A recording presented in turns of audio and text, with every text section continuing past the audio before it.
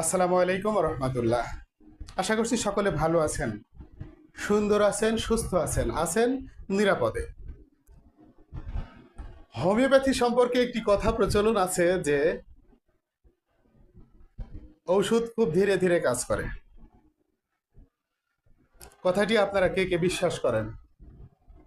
আমিও বিশ্বাস করি যে হোমিওপ্যাথি ওষুধ খুব ধীরে ধীরে কাজ করে, কিন্তু হোমিওপ্যাথি ওষুধ খুব দ্রুতও কাজ করে এটিও বিশ্বাস করি, এবং আমি প্রমাণিতভাবে প্রায় যুগ ধরে এই পেশায় অনুশীলন করে যাচ্ছি, প্র্যাকটিস করে যাচ্ছি বন্ধুরা। এবং এও বিশ্বাস করি যে অ্যালোপ্যাথি ঔষধও খুবই ধীরে ধীরে কাজ করে। যখন একদমই কাজ করে না তখন সেটি অপারেশন বা অস্ত্রোপচার করা হয়। কথাটি শুনে অবাক হলেন? এটিই বাস্তবতা। যেমন ধরুন, একজনের সামান্য কেটে গেছে, আঘাত লেগেছে অথবা থেতলে গেছে, সেটি হোমিওপ্যাথি মেডিসিন, সাধারণ মেডিসিন আর্নিকা মন্টেনা, অথবা যদি থেতলে যায় সেক্ষেত্রে লিডাম্পাল, অথবা রুটা, অথবা হাইপেরিকাম, ক্যালেন্ডুলা, থেতলে কেটে সিরিয়াস ফুটে গেলে ক্যালেন্ডুলা ইত্যাদি মেডিসিনগুলো ব্যবহার করা হয়। সেক্ষেত্রে আঘাতের ধরন অনুযায়ী রোগী 1 থেকে 2 দিন, 3 দিন অথবা 1 মাস, 1 সপ্তাহের মধ্যে আল্লাহ তাআলা তাকে পূর্ণ আরোগ্যতা দান করেন। কিন্তু অ্যালোপ্যাথিতেও ঠিক তাই। যদি কেটে যায়, থেতলে যায়, ফেটে যায়, সেক্ষেত্রে পেন কিলার বা অ্যান্টিবায়োটিক দেওয়ার পরে দেখা যায় ক্ষত দ্রুত শুকিয়ে যায় এবং আলহামদুলিল্লাহ ব্যথা বেদনা খুব দ্রুত সেরে যায়। কিন্তু যখন দেখবেন আর্থাইটিস দীর্ঘমেয়াদী, খুবই ক্রনিক ডিজিজ, অ্যাজমা খুবই ক্রনিক ডিজিজ, তারপরে অন্যান্য যে গভীর সমস্যাগুলো রয়েছে, সুগভীর কষ্টগুলো রয়েছে, সেগুলো অ্যালোপ্যাথি ওষুধে খুব দ্রুত যায়। আমরা দেখেছি বাত ব্যথা বা আর্থাইটিসের জন্য দীর্ঘমেয়াদী ওষুধ সেবন করান। ডাক্তারের কাছে প্রতি সপ্তাহে গমন করতে হয়, উনি প্রেসক্রিপশনে মেডিসিনগুলো লিখে দেন, পরামর্শগুলো লিখে দেন, রোগী সেই ওষুধগুলো নিয়মিত সেবন করেন।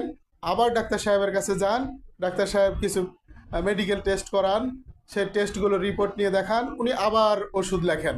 এইভাবে চলছে। ওষুধ বন্ধ করলে আবার রোগটি ফিরে আসেন, লক্ষণগুলো ফিরে আসে, কষ্টগুলো ফিরে আসে। এরকম চলছে। কথাগুলো কি মিথ্যা বলছি? যদি মিথ্যা বলি তাহলে আপনি কমেন্টে বলুন। এছাড়া অ্যাজমার ক্ষেত্রেও আমরা তাই দেখেছি। অন্যান্য ক্রনিক ডিজিজ যেগুলো আছে, সুগভীর অসুখ রোগগুলো যেগুলো রয়েছে, ঠিক তাই। ডায়াবেটিস, সেক্ষেত্রে আপনারা কি দেখছেন? ডায়াবেটিসে রোগী ইনসুলিন নিচ্ছে, ওষুধ খাচ্ছে। হার্টের সমস্যায় কি দেখেছেন? অপারেশন করে ফেলছে অথবা দীর্ঘমেয়াদী হার্টের ওষুধ খাচ্ছে।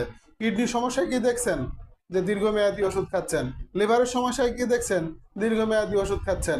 সেক্ষেত্রে অ্যালোপ্যাথি ওষুধের বদনামটা হয় না যে সে ধীরে ধীরে কাজ করে, শুধুমাত্র বদনামটা হোমিওপ্যাথির ক্ষেত্রে, তাই না? অবিচার করবেন না। আপনারা অ্যালোপ্যাথির ভক্ত হন বা হোমিওপ্যাথির ভক্ত হন, আমি উভয় পক্ষকে এই বলছি, কেউ কারোর বিরুদ্ধে দাঁড় করাবেন না। মানব স্বাস্থ্যের সুস্থতার জন্যে যখন যেটির প্রয়োজন তখন সেটি ব্যবহার করা উচিত বলে আমি মনে করি।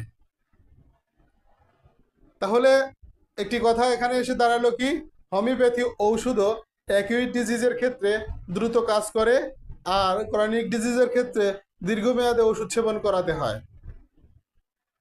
তেমনি অ্যালোপ্যাথির ক্ষেত্রেও অ্যাকিউট ডিজিজ খুবই দ্রুত সেরে ওঠে, কিন্তু ক্রনিক ডিজিজ দীর্ঘমেয়াদী ওষুধ সেবন করাতে হয়। কখনো কখনো রোগটি চিরস্থায়ী ভালো হওয়ার আশঙ্কা না থাকলে অনেক সময় অপারেশন করতে হয়, যেমন টিউমারের ক্ষেত্রে। বন্ধুরা, আমার কথায় রাগ করলেন? রাগ করবেন না। অনুধাবন করেন হৃদয় দিয়ে, সেবা নিন হোমিওপ্যাথি। ভালো থাকুন, সুস্থ থাকুন। আসসালামু আলাইকুম। নতুন নতুন ভিডিও পেতে আমাদের পেজটি ফলো দিয়ে রাখুন, ইউটিউবে সাবস্ক্রাইব করে রাখুন। ভালো থাকুন। আবারও বলছি আসসালামু আলাইকুম।